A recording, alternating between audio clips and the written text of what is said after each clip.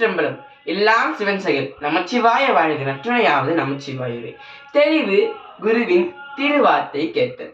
நம்முடைய குருஞான சம்பந்த பெருமான் அருமையாக கூறியிருப்பார். கண்டேன் இனி பாசம் கழிந்தேன், அமுதை முகந்துண்டேன், சுகானந்த துள்ளுந்தேன், வண்டு மொய்த்தாய் பொழிற் கமலை ஞான பிரகாசனையே நான்.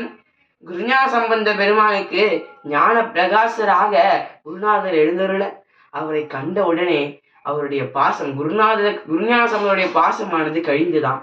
நமக்கும் குருநாதர் ஒரு நாள் வெளிப்படையாக தோன்றி நமக்கு உபதேசம் புகட்டி என் செவியில் தெவிட்டாத ஞான தெளிவை தருவார். நமக்கு உபதேச மந்திரத்தை கொடுப்பார். அந்த உபதேச மந்திரத்தினை நாம் தொடர்ந்து இடைவிடாது சொல்லி கொண்டு வர எல்லாம் வல்ல பெருமான் தன்னையே நமக்கு தருவான்.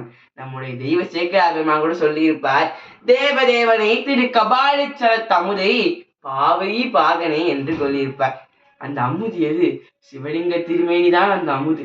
எனவே அந்த அமுதை நாம் பெற்று அந்த சிவலிங்க திருமேனி அமுதை தினமும் பூசி செய்து கொண்டு வந்தால் இந்த பிறவிலேயே எல்லாம் வல்ல பெருமான் திருவடி நாமும் அடையலாம். எனவே நமக்கு தெளிவானது எப்பொழுதுமே குருநாதருடைய திருவார்த்தை கேட்பது மட்டுமே. திருச்சிற்றம்பலம்.